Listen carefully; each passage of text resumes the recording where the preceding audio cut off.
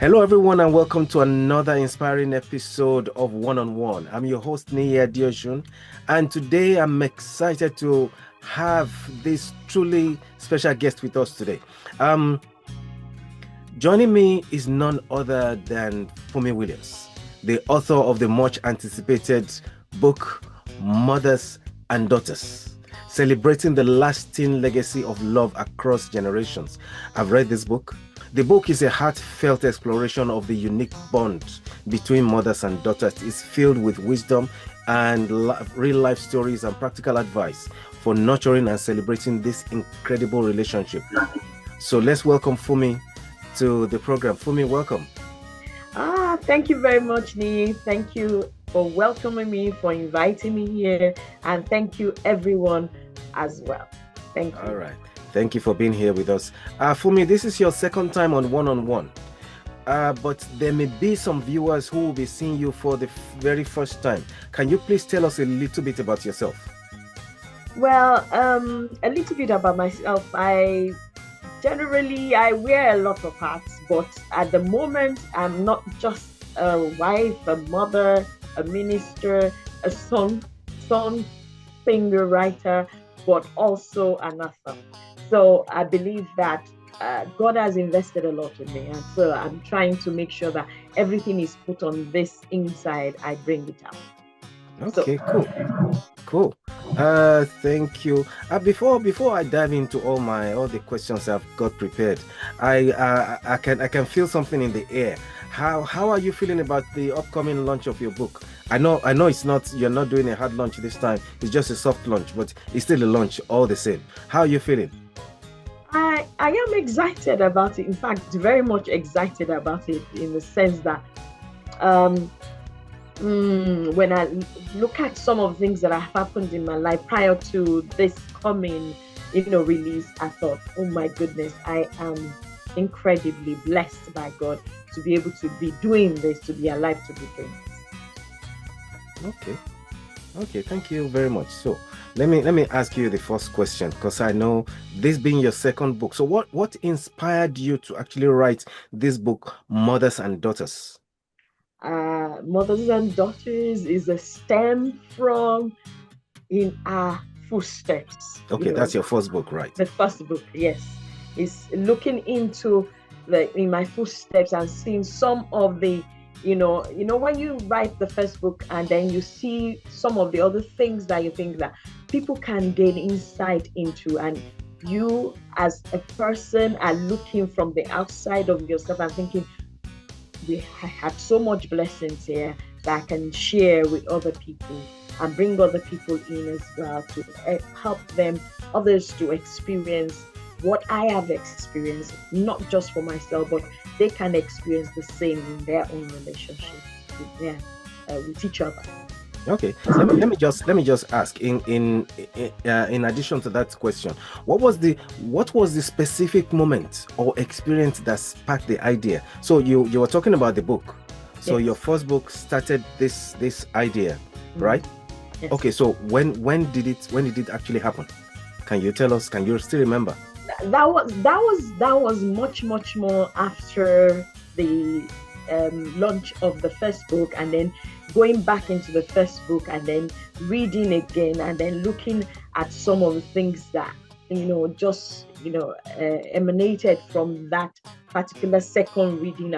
I would like call it. I don't know how many times I've read the book, but I know I've read my own book at least 4 times. But reading it over again, it's like points that started coming out from it, looking into the relationship between myself and my mom and things that we went into, and the kind of different facets of that relationship, and then trying to bring out, lessons also learned from those different facets of that relationship. Relationships are in facets, and then. Okay, when you talk about reading your own book, it just brought to mind something that happened to me not too long ago. I wrote a book with a good friend of mine in Holland, Martin Adu. We wrote a book called The Worship Minister, and I reread the book this year. I mean, we wrote the book like almost 10 years ago, but I read it. It's like the book was just talking to me again. There were some new things that I got from it, so I understand what you are saying. Now, this book your book, Mothers and Daughters, focuses on the bond between mothers and daughters. How will you describe this relationship in your own words? I think mothers and daughters relationship is actually very intricate, Okay. delicate, but full of love, ups and downs, and you need to be intentional about your love in this relationship from the scratch. Because to be honest, when we give birth to children, you understand the bond is always there from the beginning. As in the love, you love that child, the child will love you.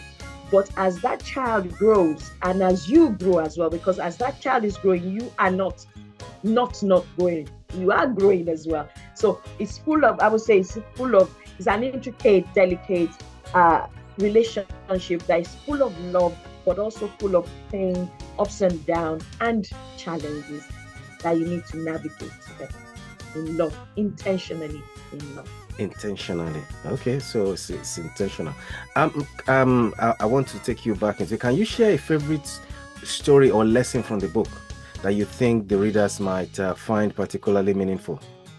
The one that actually jumps out to me, which I don't know why, but it's very, very, very paramount in my mind, is on page, I think, 58. It has to do with practicing gratitude in mind. That one, I don't know why it jumps out to me, but it's like you sharing gratitude and being grateful to God for what you have and what exactly you don't have. And it's like sometimes we thank God for, in church sometimes we say, thank God, I want to testify, of what God has done for me. But sometimes we overlook the fact that God has done some things that you did not even see. You understand me? So gratitude for what has happened, for what is yet to happen, for the ones I knew about, for the ones I didn't know about, right in the midst of my challenges, is the one that really, resonates. So, I mean, I don't know, it just resonates with me, because for me, out of that is like, you gain lessons, you see God's faithfulness out of those challenges, in the midst of those challenges, and then you get to recognize and go back to the things that you don't even remember, not that you don't remember, you've taken for granted, more like that you have, and be thankful to God for it. Yeah, so gratitude. I know the Bible says in all things we should give thanks. Okay, so gratitude. We'll come back to that later. So, for me, what do you hope the readers will take away from this book? Well, is there a core message that you want them to remember? The core message there centers on Christ, actually. The Bible tells us that while we were yet sinners, Christ died for us. So in that relationship between mother and daughter, you need to remember that as you are growing, that child is growing, and the daughter needs to remember as she's growing, the mother is growing. And in the midst of that growth, there's definitely going to be a different timeline, a different phase in that relationship. But before you get into that relationship, you need to resonate yourself into, look, this I am going to be loving intentionally. So intentional love, regardless of what happens, is what should be there. And that is the kind of love that God had for us, and He still has for us. That, while we were sinners, He sent His one and only begotten Son for us. If we were to be, how will I call it, treated the way we deem God seems us, looks at us. He doesn't look at us the way we behave and see those things. It's we human beings that see those things. If we can be intentional in our love from the beginning, then it makes it easier for us to see from the eyes of love.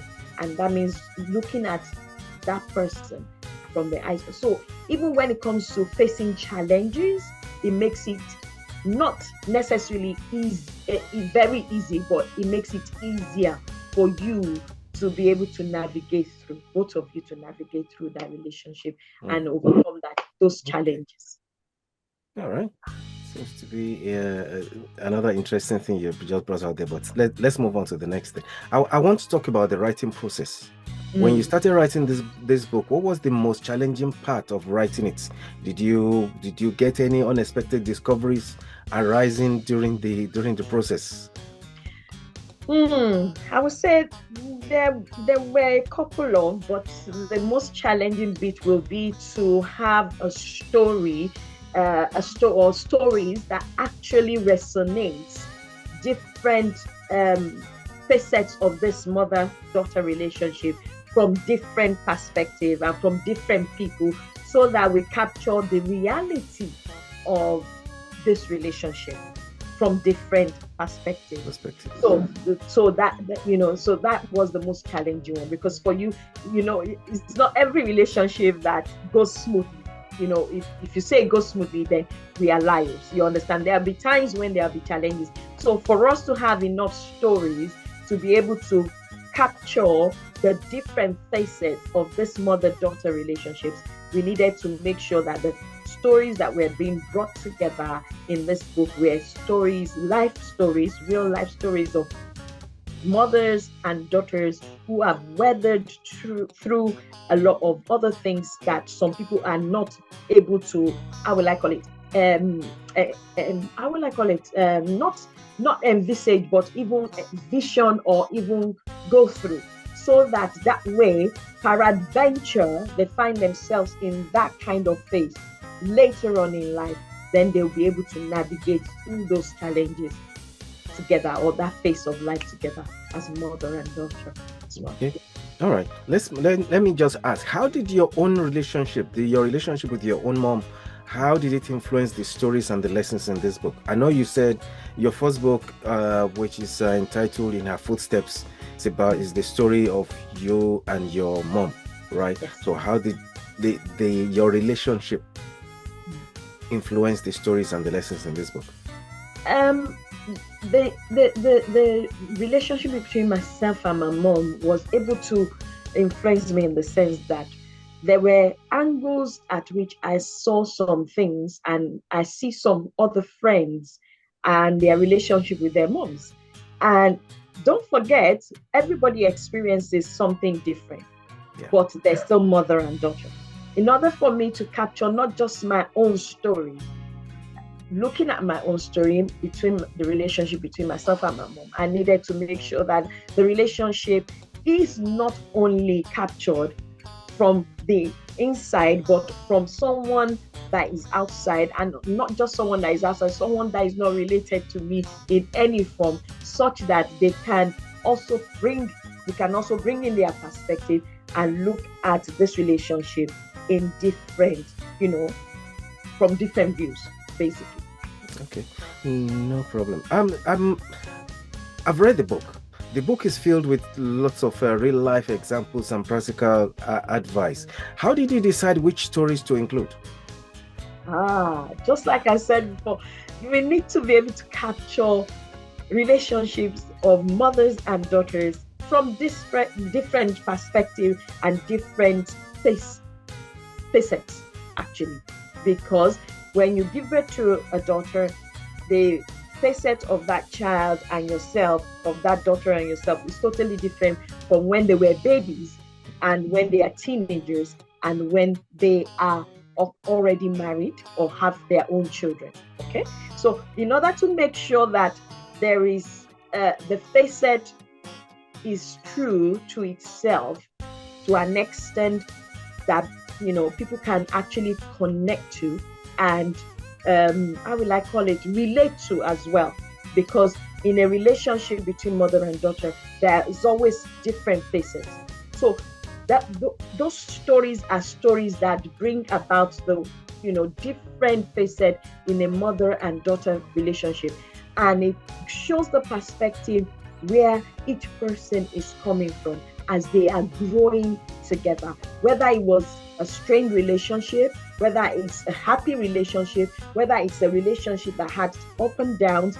But the most important thing there is that they have a relationship. How do they navigate that relationship together? Without without not being intentional within their love, and then in their commitment to each other, and not allowing a strain between the both of them. I want to go off the book a little bit. There is a story I heard recently about a mother who had 2 daughters, but she had them very early in life and could not take care of them. So she was kind of forced to give them up for adoption. Now, these daughters grew up and they knew who their mother was. You understand? And I don't think things were as they are now during their own time. The mother was able to know who adopted them and stuff like that. She tried to reach out to them, but both of them just refused to have anything to do with her. The woman is dead now. I'm just wondering why we're talking about this mother and daughter relationship. What would you say to such a thing? Because with that kind of, I will say I understand where the daughters are coming from to an extent, but you also need to look at where your mother was coming from. What was her situation back then? You understand me? And get to have an understanding of putting yourself. I also talk about empathy in this book, and putting yourself into her shoes to know exactly, would it have been better for her to have aborted both of them? Okay? But she didn't. You understand me? She kept both of them, had them. She could have also kept them to herself, okay? And taking care of them the best that she can. But if the best is not enough, then fine. You understand? But she chose to give them away in the sense that she knew she couldn't handle the responsibility and the capacity she had at that point in time. Maybe in every facet, maybe her health was even challenging for her. Maybe she didn't have any support anywhere. Maybe she didn't have any advice anywhere. But she gave them up for someone else to be able to look after them in a better way. I think they should be thankful that they were not aborted, because in this day and age where we are, most parents or most mothers will go for abortion, as they are, it's like, I can't afford this anymore, maybe based on inflation, based on maybe health.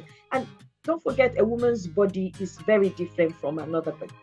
Everybody, one woman's body is different from another. What was she going through during that time? You need to, enter into her pain and enter into what she was going through. For those daughters to have an understanding and be grateful to God that she did not abort them, but she gave them up for adoption instead, so that they can live. That's a big one. That's one of the reasons why I like one of the chapters in your book, daughters as mothers.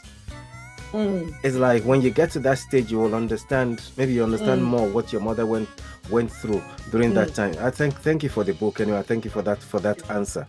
Let me ask you another question, because I know in the book you use lots of faith and spiritual perspective. The book weaves in biblical principles and faith-based insights. How important was it for you to incorporate spirituality into the narrative? Well, in your own words. It's very important. I'm a believer, and you're a believer. But at the end of the day, we need to come from the perspective of God's love as well.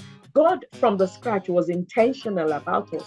He was never wishy-washy about us.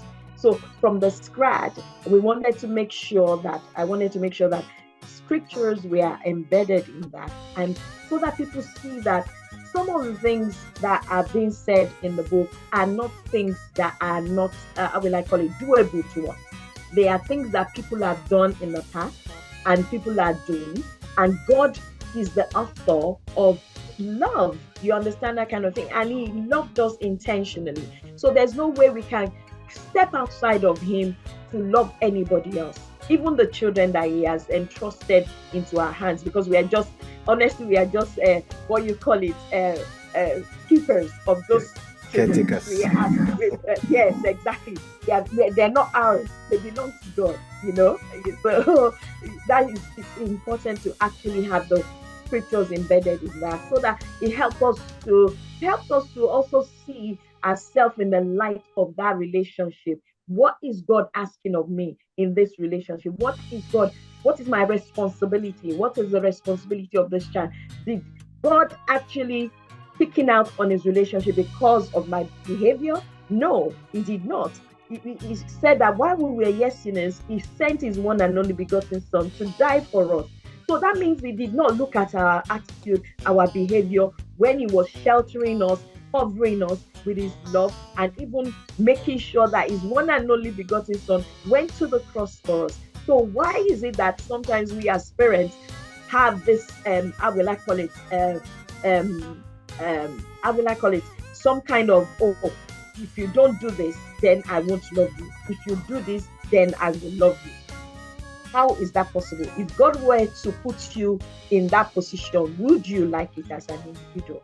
No, I don't think anybody will like it. Everybody wants to be loved, regardless, in spite of what they are, who they are, and what they've done and what they've not done, because that is who God is. And we need to bring that into this book, into this relationship, in order to make sure that it works the way God wants it to work.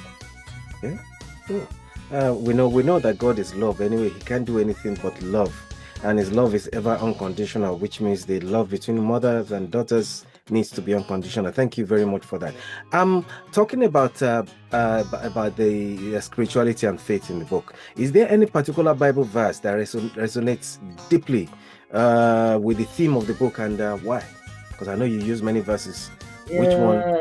The one that always jumps out to me most of the time is where it says, "Love covereth a multitude of sins."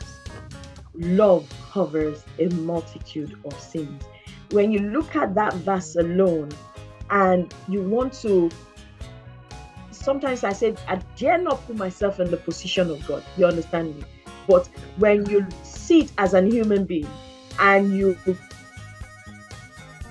how will I call it, say or pronounce judgment or say things concerning another person, and then you can imagine what God sits up there and does when you and me are misbehaving. And we do misbehave.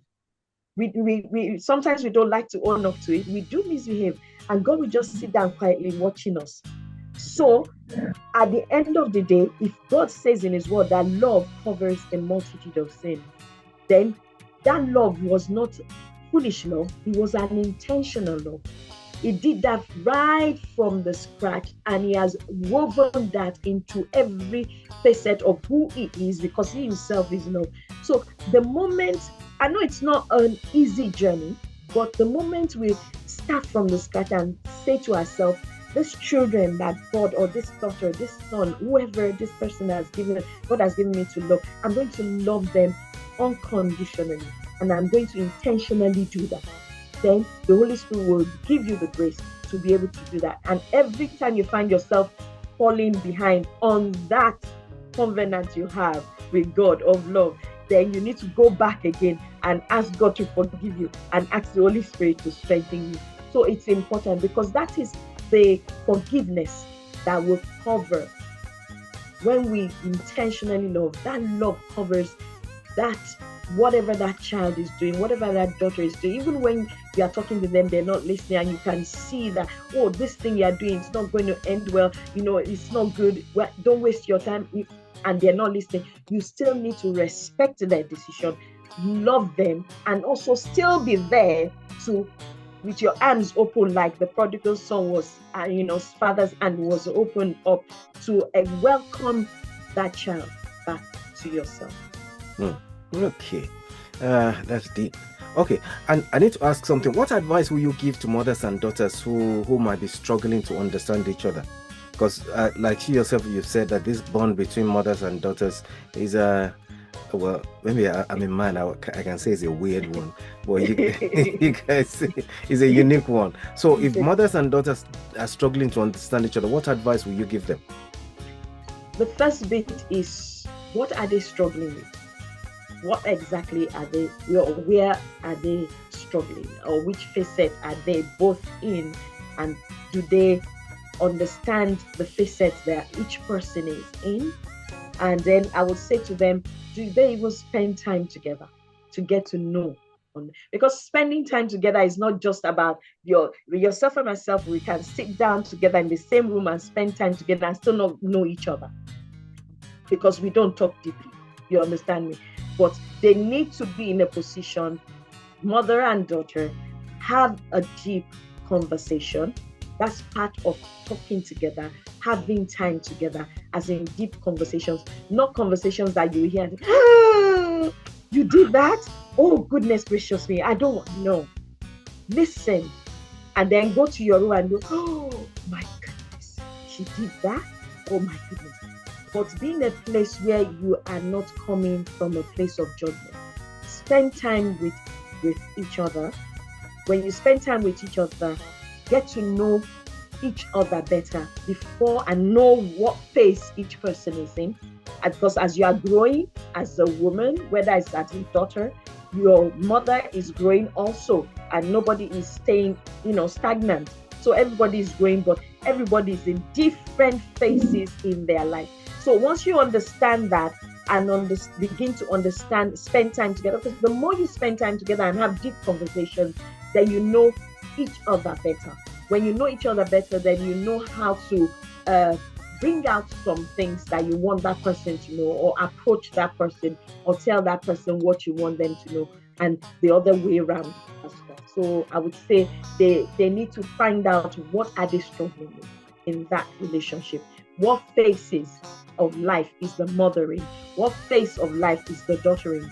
What is the up and down, or the struggles the daughter is having? What's the struggles, or what are the struggles the mother is having? Once they are able to establish that, once those are established, then they can now start to spend time, quality time together. You schedule it intentionally, because nothing happens in this world if you are not intentional about it. You need to be intentional. Once they are intentional about it and be ready to wear the same trouser, as in, we are going to make this relationship work. You understand me? If she has a leg in one leg and the daughter has a leg in one leg, then it will be possible for them to be able to navigate through their challenges and overlook some of the, I will call it, maybe excessiveness of each of the, parties in that relationship, and also navigate a relationship that is actually stable but full of love. Thank you for that. I need to ask. You said they should get into deep conversation, but people who don't talk to each other cannot just go into deep conversation. How do they start? How will you advise that they start? Because they can't just go straight into deep conversation. They won't be able to go into deep conversations, or in the sense that they already had a strained relationship. Exactly. But you need to start from somewhere. So I would say, they need to know each other to an extent, even in the strained relationship. You offer yourself, as in your time, start with that. So that your time, can I help you with this? Are you okay? You know what that daughter's favorite food is? Cook it, make it. You might not have a lot of money, but sacrifice, because the love in this relationship is also sacrificial, just like the love Jesus had for us and the love God had for us and is still having for us. Be sacrificial in that. Do things like that. Get to know that child. If you know anything about that child, even though they're not talking to you, be pushing, because the more you push that way, the better it gets. But if you leave it and say, we are not talking, and so I am not doing anything, don't forget, you are the elder in that relationship, and God has entrusted you with that child, with that daughter. Till you go to your grave, you are responsible for that daughter, regardless of how you think about it. So you're not a parent and or to an extent, oh, they're married now, so I'm done. You understand? No, you're a parent till you go to your grave. The day you go to your grave, then the God start holding that child also responsible for themselves. So you need to push that boundary as the mother, and push that boundary, keep pushing that boundary, because you are the caretaker of that child. That's what God gave them to us for. We are just caretakers. We are supposed to keep that child. So you need to make sure you push that boundary. Take, for example, if I was in a mother's shoe like that, I find out what that child likes. I know they like this. Okay, do they still like that? If they're married and they have a husband, and I'm a bit in communication with the husband, I will ask the husband, what does she need? Or what's she struggling with at the moment? Oh, okay, all right, I find that out. If it's time, okay, I can come and take the children. You can come and drop the children with me. They can have some time while she has time off. Okay, if it's something that I can say, okay, oh, she loves maybe yam pottage, for example. I would say yam pottage. Okay, I'll cook loads of it. Go and drop it. Even if I get to the door and she says I shouldn't come in, I will drop it. So that means you need to push. Keep pushing. Be subtle in it, but keep pushing. But don't stop pushing. You see, where we get it wrong is when we stop pushing. We say, oh, she's not talking to me. I went there yesterday and she did not open the door. Only yesterday.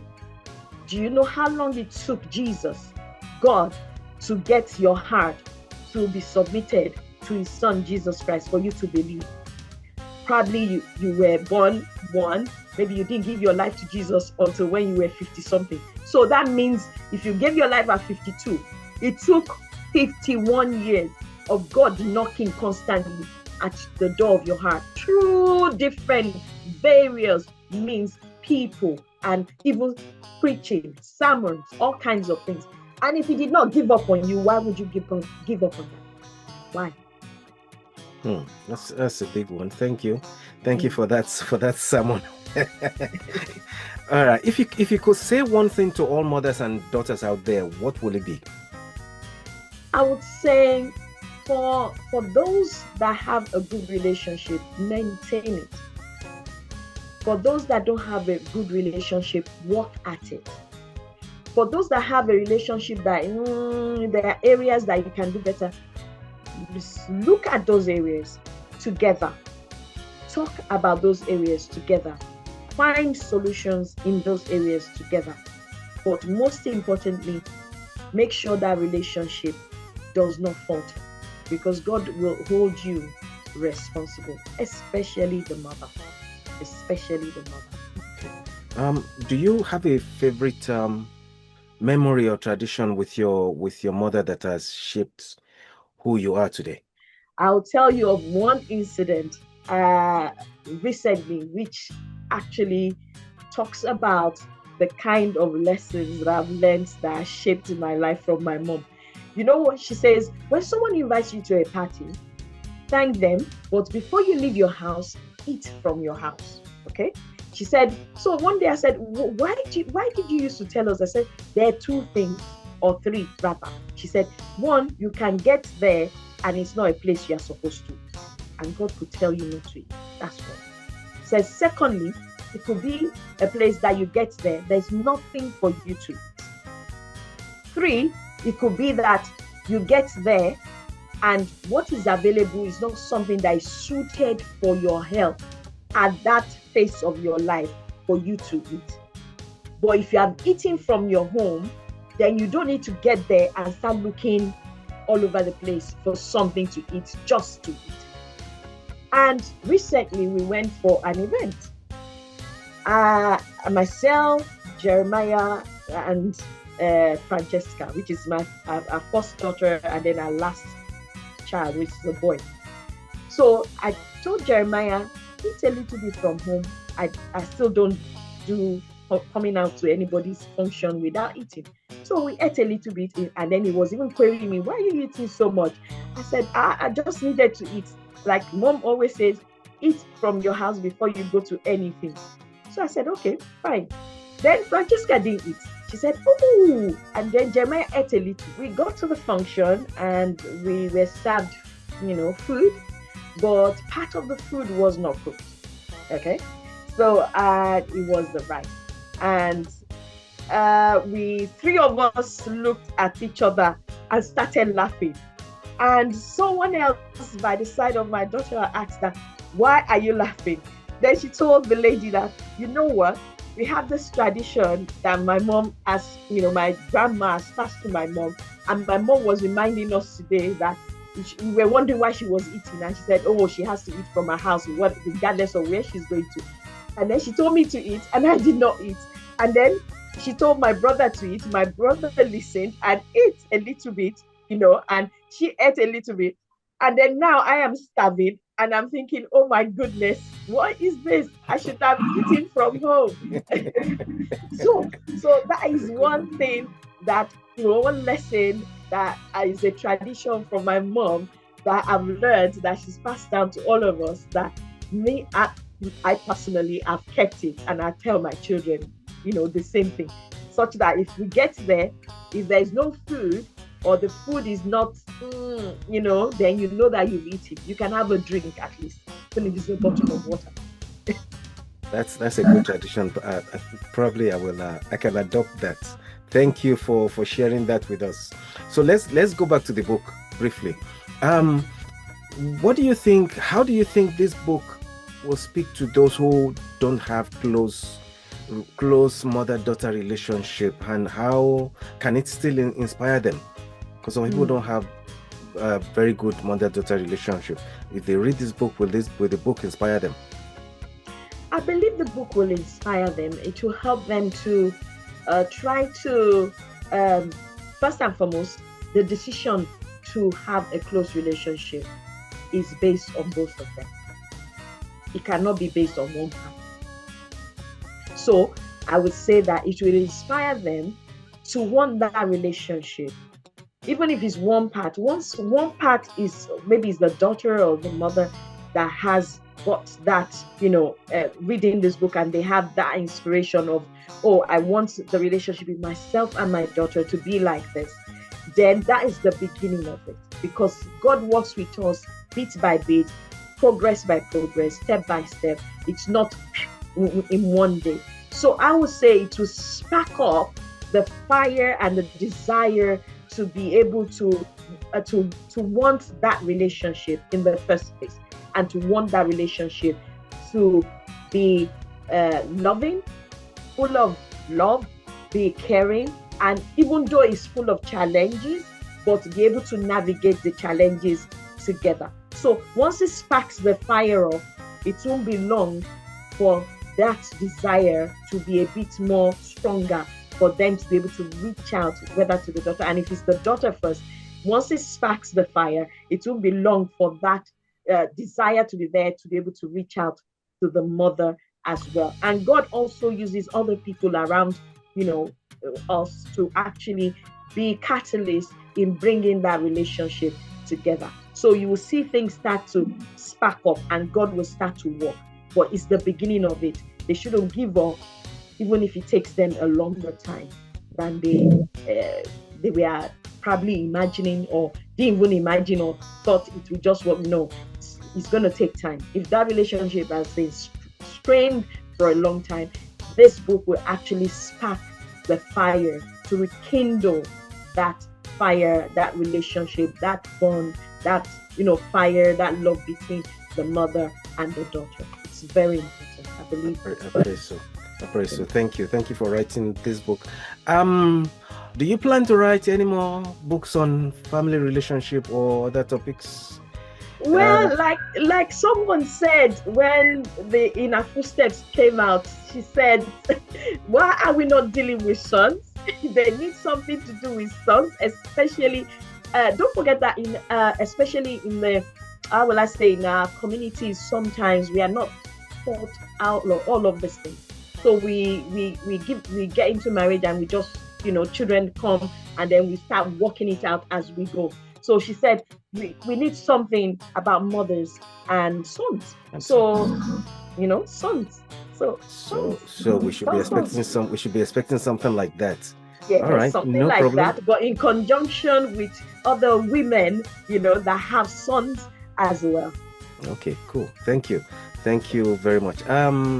So do you have any one question that you wish I would ask or people will ask, but we haven't? Is there anything that's popping in your mind that you want to tell us? One final thing? To be honest, with that one, I don't know. I know someone recently asked me, why is it that you have not been writing all this while? And I'm thinking, okay, I think it's God's timing as relating to that. I don't think I have any control over that one. But another question that I would say is, maybe people will think, someone asked me that, are you just going to be writing books on relationships now? Just mother, relationships now?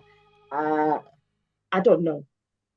But the question I will want someone else to ask me, like you asked just now, is, will I write on anything else? Yeah, will you write on anything else? Definitely. Okay, all right, no problem. I might even write something that is out of the blues that people are not expecting. Okay. You're keeping us on our toes, which is good. Let me just ask, for people that are watching us, if they want to get in touch with you, how can they get in touch with you? Well, they can get in touch with me via my website, and which is www.funmiwilliams.com, and also via email, info@funmiwilliams.com. You can also contact me on social media. As you know, the world is going so digital. I'm trying my best to make sure I keep on with it.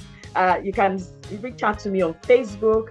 It's Olufunmilayo Williams there, and then also on my Facebook page, which is a ministry Facebook as well, Funmi Williams, but also on Instagram as well. You can be in contact with me via all those areas, and they can also give a shout out to yourself as well and contact you at me at nokaweb.com as well. Okay, no problem. All those URLs and whatever, I'll put them at the bottom of this page, so anybody who wants to get in touch with you can get in touch with you. So thank you very much, Funmi. Thank you so much for sharing your heart with us today. It's been wonderful and it's been enlightening. Thank you for sharing your wisdom on your even concerning your book, Mothers and Daughters Celebrating the Lasting Legacy